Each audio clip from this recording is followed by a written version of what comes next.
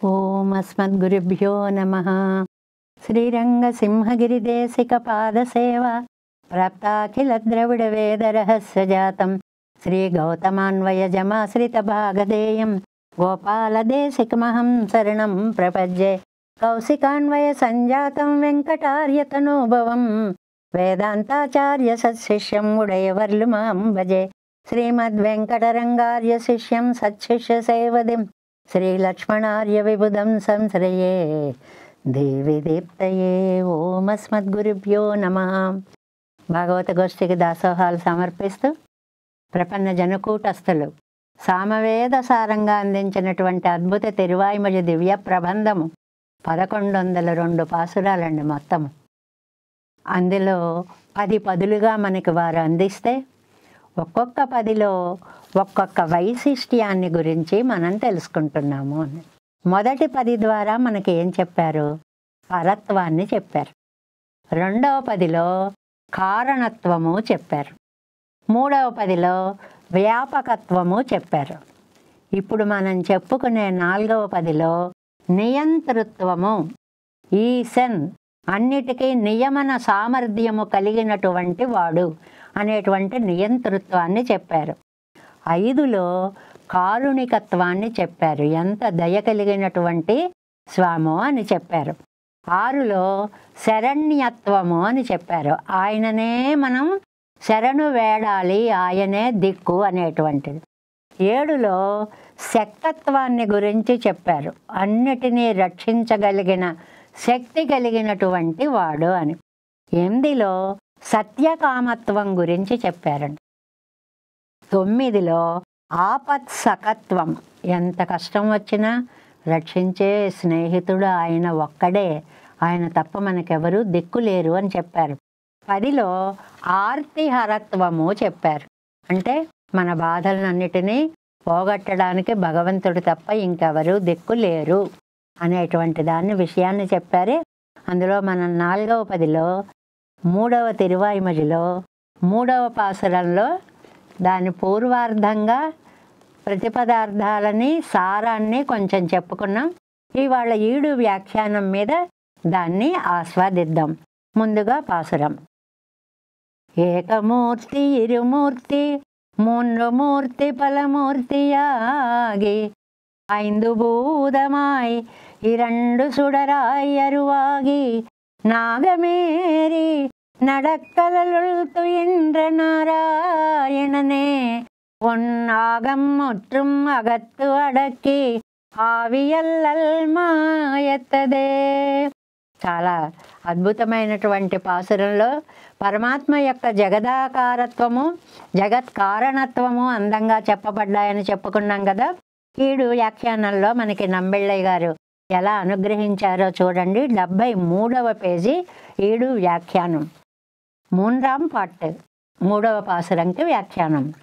இத்தலையை உனக்காக்கி அத்தாலே కృతకృత్యనాయిరిక్కిరాయే ఎంగిరార్. ఆహా, నన్ను ఇలాగ నీవాడినిగా చేసుకుని కృతకృత్యులయ్యారు అని అనుకుంటున్నారా ఆళ్వార్లు? ఆళ్వార్లు పెరుమాళ్ళు కృతకృత్యులయ్యారు. ఆహా, ఆళ్వార్లు నావారయ్యారు అనేటువంటి ఒక ఆనందాన్ని పొందుతున్నారు అనేటువంటి మాటని ఇందులో చెప్తున్నారు అన్నమాట. అంటే నన్ను నీవాడిగా చేసుకొని కృతకృత్యుడిని అయ్యాను అని తృప్తిగా ఉన్నావా అని. కృతకృత్యుడు అనే పదానికి ఏమిటండి అర్థం? ఇవాళ మనం అంటాం ఆ పరీక్షలో కృతకృత్యులు అయ్యారండి అంటే పాస్ అయ్యారండి అని అర్థం. ఇంకా జీవితంలో కృతకృత్యులు అయ్యారండి అంటే ఏమర్థం వస్తుందండి? అనుకున్న దాన్ని సాధించగలిగారు అని. ఒక యాత్రకి వెళ్ళొచ్చి కృతకృత్యులు అయ్యామనుకున్నారటండి. ఎలాగాని శ్రీరంగంకి వెళ్ళారటండి యాత్ర కోసమని. అన్నీ చక్కగా చూశారటండి. అందులో శ్రీరంగంలోటండి 55 ఉపాలయాలు ఉన్నాయిటండి, దివ్యాలయాలు. అన్నిటిని సందర్శించగలగాలి. మనం ఏం చేస్తాం? రంగనాథుడు మెయిను, అమ్మవారు మెయిను, రామానుజులు మెయిను, ఏవో నమ్మాళ్ళ వారు అలా అలా అలా చూసేసి, ఇగో పిళ్ళైలోకాచార్య వారి సన్నిధి సేవించావా? అయ్యో అదొక్కటి చూడలేదు, అది వేసేసి ఉంది, అదేదో అయింది, ఇలా కాదు, మొత్తం అన్నిటినీ అన్ని రకాలుగా దర్శించగలిగి అమ్మ కృతకృత్యుణ్ణయ్యానండి అనుకుంటారటండి. అంటే ఏది చెయ్యాలనుకున్నారో దాన్ని పరిపూర్తిగా చేస్తే దానికి కృతకృత్యత అంటారు. పెరుమాళ్ళకి ఇప్పుడు ఆనందం కలిగిందిటండి. అయ్యో స్వామి, నువ్వు ఇంత గొప్పవాడివి కదా, మా కోసం ఎంత సృష్టి కార్యక్రమాన్ని చేపట్టావు తండ్రి అంటున్నారు. ఏకమూర్తి సదేవ సౌమ్య ఇదమగ్రాసీతంగిరపడియే. ఇది ఛాందోగ్య ఉపనిషత్తులో మనకి వచ్చినటువంటి అద్భుతమైనటువంటి మాట. ఆ శ్వేతకేతు ఉద్దాలకుడి యొక్క సంభాషణలో, సౌమ్య ఇదం అగ్రమాసేత్, ఈ కళ్ళ ముందు కనపడేటువంటి చరాచర ప్రపంచం అంతా కూడా ఉందే, ఇదంతా కూడా సృష్టే పూర్వకాలత్తిలే ఇదం శబ్దవాచ్యమాన ఇక్కిడంద ప్రపంచం మడయ్య జిందు సదవస్థమాయి. ఈ సృష్టికి పూర్వంగా ఏకమూర్తి అన్న పదం చెప్పుకున్నాం కదండి, ముందు ఉన్నవాడు అని. అదనమాట. అంటే సృష్టికి ముందుగా తాను ఇదం శబ్దవాచ్యం, ఇప్పుడు నీ కళ్ళ ముందు కనపడుతున్న ఇదమని ఎప్పుడంటాం, ఇదిగో వీడున్నాడు చూడు అంటామండి. ఆ వీడు అని ఎప్పుడంటాం, మన కళ్ళ ముందు ఉంటే వీడు అంటాం. అలాగే ఇదం శబ్దవాచ్యమాన, ఈ కళ్ళ ముందు కనపడేటువంటి కిళంద ప్రపంచం అడయ్య అజిందు సదవస్తమాయ్ శక్త్యవస్థ ప్రభై పోలే. ఏం పదం వేశారండి, శక్త్యవస్థ ప్రభ. అంటే మనం ఇది చెప్పుకొచ్చాము, నివురుగప్పిన నిప్పులాగా. లోపల పెరమాళ్ళు ఉన్నారు, లోపల అండపిండ బ్రహ్మాండాలన్నీ కూడా దాగి ఉన్నాయి, ఏవి మనకి కనిపించట్లేదు. ఆ లోపల మనం అగ్గిపుల్ల ఇలా గీస్తే నిప్పు వస్తుంది తప్ప, లేకపోతే అగ్ని ఉందని మనకి తెలియదు. నివురు గప్పిన నిప్పు, నివురు అంటే బూడిద పైకి ఉంటుంది. ఆహా ఏం లేదు లేని వేలు పెట్టామనుకోండి చుర్రుమంటుంది. అంటే పైకి తెలియనటువంటి స్థితి అన్నమాట. ఇందాక మనం నిన్న ఏం చెప్పుకున్నాం, పాతి పెట్టినటువంటి విత్తనం లాంటిది. అది ఉందో లేదో మనకి ముందు తెలియదు. అది అవస్థాభేదాన్ని పొంది పైకి వస్తే ఓహో ఇందులోంచి ఇలా వచ్చిందా అని మనకు అర్థమవుతుంది అన్నమాట. అలాగా శక్తి అవస్థ ప్రజై పోలే, లోపల ఉండి శక్తి లోపల దాగిన అవస్థగా ఉండి, ఇవ ఎడయ్య తన్ పక్కలిలే కిడక్క తాను ఒరువనోయాయ్ నెక్కుం నిలయ్యై చొల్లిగిరదు. అలా లోకాలన్నిటినీ తన బొజ్జలో పెట్టుకొని జగత్తుకంతటికి తాను లోపల తన శరీరంలో వీటన్నిటినీ దాచుకొని జగత్ శరీరిగా స్వామి ఉంటాడు. ఈ జగత్తంతా ఆయన శరీరము, శరీరము కలవాడు ఆయన. లోపల ఏముందో తెలియదు. అది ఏకమూర్తి. అంటే సృష్టికి పూర్వకాలములో ఉన్న అనంత పరబ్రహ్మ స్వరూపానికి ఏకమూర్తి అని పేరు. సృష్టికి మున్బుత్తై స్వసాధారణమాన విగ్రహత్తై చొల్లుగెరదా గౌమాన్. అసాధారణ విగ్రహం అండి, అద్భుతమైనటువంటి రూపం. సృష్టికి ముందు ఉండేటువంటి ఆ రూపానికి ఏకమూర్తి అనేటువంటిది పేరు. ఆగా అయింది. అక్కడి నుంచి సృష్టి ఉన్మఖనా ఇరుక్కు మెరప్పై చొల్లుగెరదు. సృష్టించాలి అని సంకల్పం బయలుదేరిందండి. ఆ సంకల్పం బయలుదేరేటప్పటికీ ఏం చేస్తాడండి ఆయన, ఎలా సృష్టిస్తాడండి అనడానికి వేదంలో కొన్ని మంచి మంచి మాటలు ఉన్నాయి. సాయిక్షత, ఆయన అనుకున్నాడు, ఆయన చేయాలనుకున్నాడు అని సంకల్పమాత్రంతో సృష్టి జరుగుతుంది అనేటువంటి విషయాన్ని చెప్పడం అన్నమాట. సృష్టి ఉన్మఖన ఇరుక్కం ఇరుప్పై చొల్లుగెరదు ఇరుమూర్తి. నెక్స్ట్ స్టెప్ ఏమనుకున్నాం, ప్రకృతి మహాన్గళ్ ఇరండయ్యం. Next page first line. కటాక్షెత్తుకొండు అవత్తై తిరుమేనియాగ కొండిరుక్కు మెరుప్పై చొల్లుగిరదు. ఆ ఏకమూర్తిలో నుంచి ప్రకృతి మహాన్ అనేటువంటి రెండు భాగాలుగా తన శరీరాన్ని లోకానికి ప్రదర్శించినటువంటి విధానాన్ని గురించి ఇక్కడ మనకి చెప్తున్నారు. కార్యకారణంగళ్ ఇరండయ్యం తనకు తిరుమేనియాగ ఉడయ్యనాయిరుక్కు మెరుప్పై చొల్లుగిరదు. కారణం కార్యం అన్నారండి. అంటే ఏమిటి, ప్రకృతి మహత్తు అనేటువంటివి. ఈ రెండు కూడా తనకి తిరుమేనుగా ఉన్నటువంటి రెండవ అవస్థ ఇరుమూర్తియాయ్. ఏకమూర్తి, ప్రకృతి, మహత్తు. ఎప్పుడు ఇరుమూర్తి అయ్యారనమాట. ఈ రెండు కంటే కారణం ప్రకృతి అని గుర్తుపెట్టుకోవాలి, కార్యం మహత్తు అని గుర్తుపెట్టుకోవాలి. అందులో నుంచి రెండు వచ్చాయి. అప్పుడు ఇరండక్కుం ఉండాన అన్నిమయ్యై పత్త చొల్లుగిరదు. దానికి ఉండేటువంటి భేదాన్ని చాలా చక్కగా చెప్తున్నారు. ఎలాగా? అవ్యక్తతినుడయ్యా వ్యక్తదశైరే మహానాగిరదు. ఇందులో మహాన్ ఉందే ఇవన్నీ స్టేట్మెంట్స్ అండి. ఇదంతా సైన్స్. ఇది ఒక పెద్ద విజ్ఞాన శాస్త్రం. అవ్యక్తము కనపడనిది అందులో నుంచి కనపడేదిగా చేయడం. ఇప్పుడు సైన్స్లో కూడా రెండు వేరు పదార్థాలను కలిపితే కదండి ఒక పదార్థం అనేటువంటిది మనకు కొత్తది కనపడుతూ ఉంటుంది. అవ్యక్త దశ, కనపడని దశ నుండి కనపడే దశలోకి తీసుకువచ్చేది మహత్తు, మహాన్ అనేటువంటిది. ఈ మహాన్ ఏమవుతుంది? మూర్తి త్రివిధ అహంకార శరీరన ఇరుక్కుమిరిపై చొల్లుగిరదు. ఇది 3 రకాల అహంకారంగా ఉంటుంది అనే విధానాన్ని చెప్తున్నారు. ఏమిటండి ఆ 3? సాత్వికమాయ్, రాజసమాయం, సాత్వికమాయం, రాజసమాయం, தாமசமாயும் 3 வகை பட்டிரே. இருக்கும் இருப்பை పట్టిరే అహంకారంతాన్ ఇరుప్పదు. అది 3 పేర్లు చెప్పారండి. సాత్వికాహంకారం, రాజసాహంకారం, తామసాహంకారం అని 3 రకాలుగా ఈ మహత్తు మారుతుంది. ఫలమూర్తియాగి 5 భూతమాయి, అక్కడి నుంచి చాలా రూపాలు పొందేస్తుంది.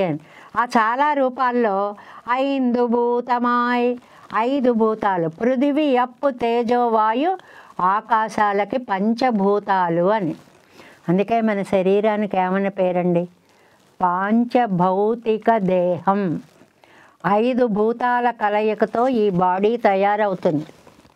అందువల్లే ఇది చివరలో ప్రాణాలు పంచభూతాల్లో కలిసిపోయాయి అనే మాటను అందుకే వాడతారండి. నిప్పు నిప్పులో, నీరు నీరులో, గాలి గాలిలో, ఇవన్నీ కూడా పాటలు కూడా వచ్చాయి కదా ఎన్నో. అన్నిటిలోకి దీన్ని పంచభూతాలు అని అంటారనమాట. ఫలమూర్తి ఆగి 5 భూతమాయి కీష్టొన్న అడయ్య ఎంగు చొల్లుగిరదు. ఆ చెప్పిన వాటిని ఇక్కడ వివరంగా చెప్తున్నారు. సాత్వికాహంకార కార్యం చూడండి. ఇందులో 3 అహంకారాల్లో మొదటిది సాత్వికం అని చెప్పుకున్నాం. అది మొదలెట్టిందండి దాని ప్రభావం చూపించడం. ఏకాదశ ఇంద్రియంగల్, నాలో 11 ఇంద్రియాలను పుట్టించగల సామర్థ్యం ఉంది. 5 జ్ఞానేంద్రియాలు, 5 కర్మేంద్రియాలు, 1 మనస్సు. ఆహా, 11 వచ్చేసాయి సాత్విక అహంకారంలోంచి. తామసాహంకార కార్యం, నువ్వేనా నేను చేయలేనా అంది తామసం. పృథివ్యాది భూతంగల్, పృథివీ ఆది అన్నారండి. ఈయన వ్యాఖ్యానాలు చాలా జాగ్రత్తగా చదువుకోవాలి. ఆది అని ఒక చిన్న పదం వేశారు. ఆది అంటే ఎట్సెట్రా మొదలైన అని అర్థం. పృథివీ, తేజోవాయు, ఆకాశాలు, శబ్ద స్పర్శ రూపరస గంధాలు, 5 రకాలు. 5 5 10 అనడానికి ఆది భూతంగల్ ఇరండక్కుం ఉపకార ఉపకారకమాయ నిర్కుం రాజసాహంకారం. ఈ రాజసాహంకారం పని చాలా గొప్పదండి. ఏమిటి అంటే, సాత్వికమా నీకు హెల్ప్ చేయమంటావా నీకు చేస్తా, తామసమా నీ వైపు రమ్మంటావా ఇటు వస్తా అని మధ్యలో ఉండి అటు ఇటు ఆ శక్తులని ప్రేరణ చేస్తూ ఉంటుంది రాజస అహంకారము అనేటువంటిది. ఇలాగా ఏకాదశ ఇంద్రియంగళయ్యం, 11 ఇంద్రియాలు దేనివివి? సాత్వికాహంకారంలోంచి వచ్చినవి. సగుణమాన భూత పంచకంగళయ్యం, సగుణమాన అని ఒక్క ఇంత పదం వేశారండి. గుణాలతో కూడిన భూత పంచకాలు అంటే పృథివీ, తేజో, వాయు, ఆకాశాలు, శబ్దస్పర్శ రూపరస గంధాలు. సగుణమాన అంటే ఆ 5టిని కలుపుకున్న ఇవి. ఈ మాటలు మాట్లాడే విధానంలో మీరు మీ వాళ్ళతో కలిపి రండి అన్నామనుకోండి, మీరు అనేటువంటి వారు వాళ్ళకి సంబంధించిన వాళ్ళని తీసుకుని వస్తారు. పృథివీ తేజో వాయు ఆకాశాలు మీ వాటిని తెచ్చుకోండి అంటే శబ్ద స్పర్శ రూప రసగంధాలను తెచ్చుకున్నాయి అన్నమాట. ఇది ఆది అనే చిన్న 2 అక్షరాల పదంతో చెప్పారు. ఎందుకు చెప్పారు అంటే అవి తిరుమేనయాగ ఉడయ్యనాయిరుక్కంబడి సొల్లిగరదు, ఇవి పరమాత్మ యొక్క శరీరంగా ఉంటాయి. ఇక్కడండి ఊరికే చెప్పలేదండి. సగుణమాగా అనేది చిన్న పదంలో వ్యాఖ్యానాల్లో పెద్ద అర్థాన్ని ఇచ్చారండి. ఇది భగవంతుడైన వ్యాసుల వారి యొక్క అభిప్రాయం అంటండి. ఒక గ్రంథానికి వ్యాఖ్యానం రాసేటప్పుడు ఒక్కొక్కరు ఒక్కొక్క వారి యొక్క మేధ సంపదని బట్టి, ప్రతిభా పాఠవాల్ని బట్టి రకరకములైనటువంటి అద్భుత వ్యాఖ్యానాలు వస్తుంటాయి. వేదవ్యాసుల వారు ఏమన్నారు అంటే ఈ సాత్వికాహంకారంలోంచి వచ్చిన 11, తామసాహంకారంలోంచి వచ్చిన 10, 21, ప్రకృతి మహాన్ను అహంకారం 3, 24, ఈ 24 తత్వాలతో కలిసి భగవతత్వం ఉంటుంది. సగుణమాగా అంటే 5 భూతాలతో సరిపెట్టాల, వాటి యొక్క గుణాలు శబ్ద స్పర్శ రూప రసగంధాలతో కలిసి ఉంటుంది అని వేదవ్యాసుల వారి అభిప్రాయం అండి. ఇది మనకి పెద్దల వ్యాఖ్యానాల్లో అనుగ్రహించిన విశేషం అన్నమాట. ఆ వ్యాసుల వారి ఎంత మహానుభావులండి. 4 శిష్యులకి 4 వేదాలని కూడా ఆయన ఎలా విభజన చేశారండి. పైలుడు, జైమిని, వైశంపాయనుడు, సుమంతుడు అనేటువంటి వారికి రుక్కు, యజస్సు, సామ, అధర్వణ వేదాన్ని ఇచ్చినటువంటి వారు. జైమిని పూర్వమీమాంస 16 అధ్యాయాలు రాశారు. వ్యాసుల వారు ఉత్తరమీమాంసగా 4 భాగాలు రచించారు. ఇంత రచించినప్పుడు సగుణమాగా అంటే పంచభూతాల లక్షణాలతో కలిసి పరమాత్మతత్వం ఉంటుందని వ్యాసులు చెప్పారండి. ఈ వ్యాసుల తండ్రి పరాశరుల వారు పరాశరాత్మజం వందే అంటాం కదండి. పరాశరుల వారు ఈ గుణాల గురించి ఆయన ప్రస్తావించకుండా పంచభూతాలతోటి అన్నారు. పంచభూతాలతో కూడినటువంటి మిగిలిన తత్వము పరమాత్మ తత్వము అని చెప్పారు. అది చెప్పడానికి తన్మాత్రలతో కూడితే వ్యాసమతం అండి. ఆ తన్మాత్రలు చేరకపోతే అది పరాశర మతము అని. మన నమ్మిళ్ళయ్య గారేమో వ్యాస మహర్షి పక్షాన్నే అంటే సగుణమాత్మకంగా పంచభూతాలు వాటికి లక్షణాలైన శబ్ద స్పర్శ రూపరస గంధాలతో కలిసినటువంటిదే పరమాత్మ తత్వము అనేటువంటి విశేషాన్ని చెప్పారు అని సగుణమాన భూత పంచగంగళయ్యం చొల్లి అవత్తై తిరుమేనియాగ ఉడయ్యనాయ్ ఇరుక్కంబడి సొల్లిగరదు. ఇది వ్యాసాభిప్రాయాన్ని నంబిళ్ళయ్య గారు చెప్పారు. ఇది చాలా లోతైనటువంటి విషయాలు పెద్దలందరూ మనకు అందించినటువంటి మన భాగ్య విశేషం చేత అందించినటువంటి వ్యాఖ్యానాలు ఇవన్నీ. ఈ 2 సుడరాయి ఇంకా 2 తేజమూర్తులు. ఇంతవరకు సృష్టి వేరండి. ఇవన్నీ కూడా కారణాలు. ఈ కారణాలు మరింత సృష్టిని చేయగలవు అని అర్థం. కార్యాలు సృష్టిని చేయలేవు. ఇక్కడి నుంచి వ్యష్టి సృష్టి ప్రారంభం అవుతోంది. 2 సుడరాయి సూర్య చంద్రమ సౌధాత యథా పూర్వమ కల్పయత్తెంగిరిపడియే చంద్రాదిత్యర్గళ్ చంద్రుడు సూర్యుడు 2 తేజమూర్తులు. కార్యవర్గత్తుకు ఉపలక్షణం సృష్టింపబడిన దానికి ఉపలక్షణం. ఉపలక్షణం అనే మాటని మనం రోజు చెప్పుకుంటున్నాం. ఒకళ్ళని చెప్తే అన్నీ చెప్పినట్లే. ఇప్పుడు మీరు మా ఇంటికి మీ కుటుంబం అంతా మా ఇంటికి ఏదో వివాహానికి రండి అని పిలిస్తే అందరినీ పిలిచినట్లే ఇంట్లో అందరూ వెళ్ళొచ్చు. దీన్ని ఉపలక్షణం అంటారు. అలాగనమాట ఇక్కడ అరువాగి ఇంతవరకు ఒకెత్తండి. ఇవత్తై ఉండాకి ఇంతవరకు చేసినది ఒక సృష్టి అయితే అన్నిటిలో తాను ప్రవేశించడం అనేది అసలు ఊహకు అందే విషయం అండిది. తత్సృష్ట్వా తదేవ అనుప్రావిశత్ తదనుప్రవిశ్య సత్యత్యభవత్ ఎంగిరపడే తైత్తరీయ ఉపనిషత్తులో చెప్పినటువంటి మాట ఇది. ఈ లోకాలను సృష్టించి చేతనాచేతనాలను సృష్టించి అందులో తాను తత్వంతో తాను అంతర్యామిగా లోపల ప్రవేశించినటువంటి వాడు.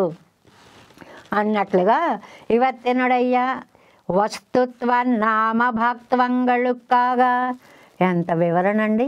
అది ఒక వస్తువుగాను చెప్పారు, అవి యొక్క నామరూపంగాను చెప్పారు. తాను అనుప్రవేశిత్తు నిర్కం, తాను అందులో ప్రవేశిస్తాడు. నిలయ్యై చొల్లుగిరదు, ఆ విషయాన్ని ఇక్కడ చెప్తున్నారు. అంటే సదేవ, అదే ఇలా సూక్ష్మాతి సూక్ష్మ రూపంగా అంతర్యామిత్వంగా వచ్చినటువంటి ఈ కనపడేటువంటి దృశ్యమానమైనటువంటి జగత్తు అని చెప్పడం అన్నమాట. అచిత్తై చొల్లిత్తాల్ కీజ్, అచిత్తుని గురించి చెప్పారు ఇంతవరకు. అరువెండ్రు సూక్ష్మం. ఏమండి సూక్ష్మం అన్నారు? సూక్ష్మం అని అంటే ఆత్మ కాదా అండి? ఆత్మావై చొల్లిత్తానాలో ఎన్నిల్, ఆత్మని గురించి చెప్పినట్టు కాదండి అంటే ఆత్మ గురించి కాదు, ఆత్మలో కూడా ఉన్న పరమాత్మతత్వం. అనేన జీవాయన ఆత్మన అనుప్రవేశ్యాయన్ను, జీవాంతర్యామికు అనుప్రవేశమాగయ్యాలే. జీవుడికి అంతర్యామిగా ఉండి భగవంతుడు కూడా మనలో ప్రవేశించాడు. కాబట్టి ఇవాళ మనం ఇలా ఉన్నామన్నా, కూర్చున్నామన్నా, మాట్లాడుతున్నామన్నా, చూస్తున్నామన్నా లోపల భగవతత్వం అనేది ఉండబట్టే. అది వంశొల్లిత్తా ఎత్తు అంటే ఆత్మశరీరకం, ఈ బ్రహ్మ, ఈ జగదాకార ఆత్మస్వరూపము, వీటన్నిటినీ భగవంతుడు తనకి శరీరంగా చేసుకొని ఉన్నాడు అని చెప్పడం. నాగమేరి ఇంతవరకు సృష్టి కార్యక్రమాన్ని మనకు చెప్పారండి. ఇలాంటి స్వామి ఎక్కడికి వెళ్ళి పడుకున్నాడు? నాగమేరి సృష్టిరాన బ్రహ్మాదిகளுக்கு సమాశ్రయణీయనాగైక్కాగా తిరుపార్కడల్ నడువే తిరు అనంతాజ్వాన్ మేలే సాయందరులినవన్. సృష్టి చేసి తనంతటి తను వెళ్ళిపోతే వీళ్ళల్లో వీళ్ళకి ఏం చెయ్యాలో తెలియపోతే గొల్లుమంటారు. మళ్ళీ ఏం చెయ్యాలి.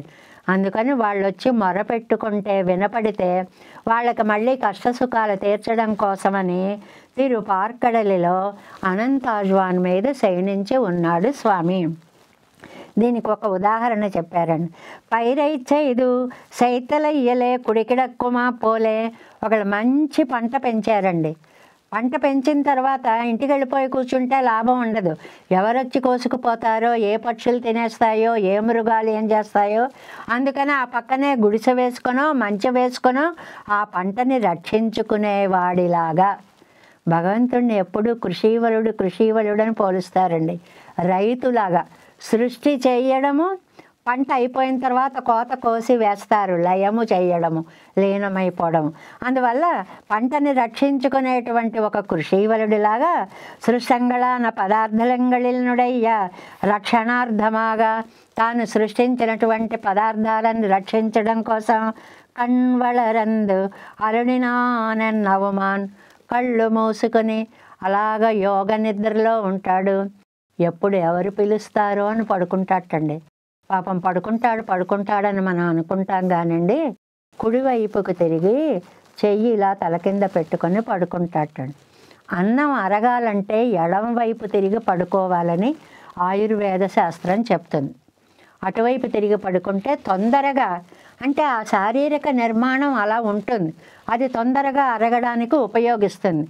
అలా లోకాలు ఎక్కడ అరిగిపోతాయో అందుకని కుడివైపు పడుకుని ఎవరు పిలిస్తే వినపడదో అని పాపం హాయిగా కళ్ళు మూసి కూడా నిద్రపోడు. అలాగా కళ్ళు తెరుస్తూ మూస్తూ ఎక్కడ ఏ పులుపు, ఏ ద్రౌపదీదేవి, ఏ ఆర్తనాదం, ఏ ఏనుగు ఎక్కడి నుంచి, గజేంద్రుడు ఏ మూల నుంచి కుయ్యాలించి సంరంభయ్యాయి కదండి గజేంద్ర మోక్ష.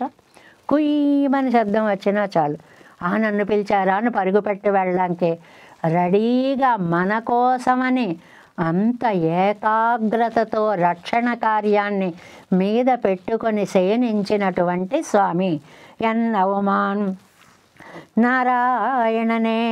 ఇప్పటి సర్వకాలమం ఒరిప్పడిప్పడ అనుగ్రహశీలనాగ ఇక్కడియాన ప్రాప్తి సొల్లిగిరదు. ఇలాగా సర్వకాల సర్వావస్థలలోనూ అనుగ్రహించడానికి మూలమైనటువంటి ప్రాప్తిని గురించి చెప్తున్నారు. ఏమిటి అంటే ఆయనకు అందరూ సమానమేనండి. ఏదో విద్యా వినయ సంపన్నే బ్రాహ్మణే గవిహస్తిని సునిచైవ స్వపాకే చ పండిత సమదర్శన అంటే ఆత్మతత్వం అందరిలో ఉన్నది ఒకటే. ఆ ఆత్మతత్వాన్ని నువ్వు ఒకటే అని గ్రహించాలి అని ఆ సమదర్శనత్వం పెరుమాళ్ళకి తెలుసు, మామూలు వాడికి తెలియదు. అందువల్ల ఆయన మహాపండితుడు, విద్వాంసుడు కాబట్టి ఆయనకి తెలిసింది. మామూలుకి వాళ్ళకి ఇది తెలియదు. ఆగమొత్తమం అగత్తడక్కి ఆగం ఉడంబు తిరుమేనెక్కు వెండుం. ఇదండి పాసురంలో నమ్మాళ్ళవార్లు చెప్పే విషయం. నీ శరీరానికి కావలసిన అందాలు ఏవి? శాందు, చందనము కావాలి, పూమాలై దండలు నీకు వేయాలి, పరివట్టం అందమైనటువంటి పట్టు పీతాంబరాలు నీకు కట్టాలి, ఆభరణంగల్ రకరకాలైన ఆభరణాలను అలంకరింపచేయాలి. పూజా కార్యక్రమం అడుగడుగున గుర్తుపెట్టుకోవాలి. ఈ తిరువాయిమొഴി అంతా కూడా భగవదారాధన సమయంలో పారాయణ చేసుకునేవారు పెద్దలు. ఎందుకని? నా ప్రాణాలే నీ తిరువారాధనలో ఉపయోగపడే పూమాలై పరిశాందు పరివట్టం ఆభరణంగల్ ఇవై ఎల్లాం ఆగత్తడక్కి ఎన్నుళ్ళే ఉన్నాంబడి పన్ని. అవన్నీ ఈయన మనస్సేటండి. ఇంతకీ ఈ తిరువారాధన ఎంత హాయిగా ఉందో చూడండి. ఏమీ ఉండక్కర్లేదు. తండ్రి, నా మనస్సే చందనంగా పూస్తున్నా, నా మనస్సునే మాలగా సమర్పిస్తున్నా, నా మనస్సునే పీతాంబరంగా సమర్పిస్తున్నా, నా మనస్సునే సర్వాభరణాలంకారాన్ని సమర్పయామి. మాట మాత్రంతో పూజా విధానం అంతా అయిపోతుందన్నమాట. అందుకని ఆత్మసమర్పణ భావానికి ప్రతీకగా ఈ తిరువాయిమొഴിని మనం అనుసంధానం చెయ్యాలి అని అంటారు. ఇదిరే సృష్టికు ప్రయోజనం. ఒక ఉత్తముడైన ఒక కొడుకుని కంటే వాడు ఉత్తముడైతే తండ్రికి ఆనందం కలిగినట్లుగా భగవదారాధన వైశిష్ట్యాన్ని మానవుడు తెలుసుకుంటే అమ్మయ్య నా సృష్టి సార్థకమైంది అని భగవంతుడు కూడా ఆనందిస్తాడు అనేటువంటిదన్నమాట. ఇప్పటి செய்தத்தால் నిర్దుఃఖరానారా నెన్నెల్ అవన్నాయిత్. ఇలా చేయడం వల్ల నిర్దుఃఖర్ దుఃఖము లేని వారు అయ్యారు అన్నారు. ఎవరికి దుఃఖం లేదు? నమ్మాళ్ళవార్లకా పెరుమాళ్ళకా? నమ్మాళ్ళవార్లకి దుఃఖం లేదు, అటు పెరుమాళ్ళకి కూడా తృప్తి కలిగింది. మా వాడు ఇంత ప్రయోజకుడయ్యాడు అని ఆనందించే తండ్రిలాగా. అవనాయత్తు ఆవి ఎల్లల్ మాయత్తదే తిరువళ్ళத்தில் உண்டான வள்ளல் ஒரிபடின சிக்கை பெத்தே இத்தலையை ஒரிபடி கரைமறை சேరం సేరెత్తు నీ కృతకృత్యనాయే. ఇలా ఉన్నటువంటి నన్ను ఒక ఒడ్డుకి చేర్చి అమ్మయ్య వీడి జీవితంలో స్థిరపడ్డాడురా అని ఆనందపడే తండ్రిలాగా కృతకృత్యుడవయ్యావా తండ్రి అని పెరుమాళ్ళని అభినందిస్తున్నారు ఇక్కడ నమ్మాళ్ళవార్లు. అందుకే ఇంకో అర్థం కూడా కొంతమంది చెప్పారండి. అవేంటంటే ఎన్నావియానదు నిర్దుఃఖమా ఎండ్రు ఆయిత్ ఎండ్రుమా. నా మనస్సులో దుఃఖం లేకుండా పోయింది, నేను ఇప్పుడు పరిపూర్ణ ఆనందాన్ని అనుభవిస్తున్నాను అని ఒకళ్ళు చెప్పారు. ఇంకోళ్ళు ఏమన్నారంటే ఏకమూర్తి ఎన్ను పరత్వత్తై చొల్లి. ఇది ఒక అన్వయం. ఏకమూర్తి అంటే పరతత్వము, ఇరుమూర్తియన్ను వ్యూహత్తై చొల్లి. ఇరుమూర్తి అంటే వ్యూహంలో ఉన్న నారాయణుడు. ఈ వ్యూహనారాయణుడు ఆయనేమో ఏకరూపి పరవాసుదేవుడు, ఈయనేమో వ్యూహవాసుదేవుడు. అంటే సముద్రంలో 4 మూర్తులుగా ఉంటాడు. వాసుదేవ సంకర్షణ ప్రద్యుమ్న అనిరుద్ధ మూర్తులుగా ఉంటాడు. అందులో 2 తీసుకున్నారు ఇరుమూర్తి అంటే. వాసుదేవ సంకర్షణర్గళ్ళనైతు 3 మూర్తి ఎండ్రు. మరి 3 అన్నారండి. ప్రద్యుమ్నరై చొల్లెత్తు ఆయితు చొల్లెత్తాయి. ప్రద్యుమ్నుడిని కూడా తీసుకోండి, 3 మూర్తులు అవుతారు. పలమూర్తి ఎండ్రు విభవంగళై చొల్లెత్తాయెత్తు. మరి చాలా మూర్తులు అన్నారండి. అవతారాలన్నీ తీసుకోండి, అన్ని నామాలు ఉన్నాయి. కేశవాది నామాలు ఉన్నట్లుగా ఆయా నామాల చేత కీర్తింపబడేటువంటి దశావతారాలని ఫలమూర్తి అనడానికి అర్థం తీసుకోండి. 5 భూతమాయ్ 2 సుడరాయన్న 5 భూతాలని 2 తేజస్సులని ఎన్నారు సృష్టికి కడవర్ ఎన్నారు పాలనత్తు కడవర్. వీళ్ళు సృష్టికి సమర్థులు, ఎంగరిపడియాలే సొల్లుగరదన్ను నిర్వాహిప్పారం ఉండు. నిర్వహిప్పారుం ఉండు.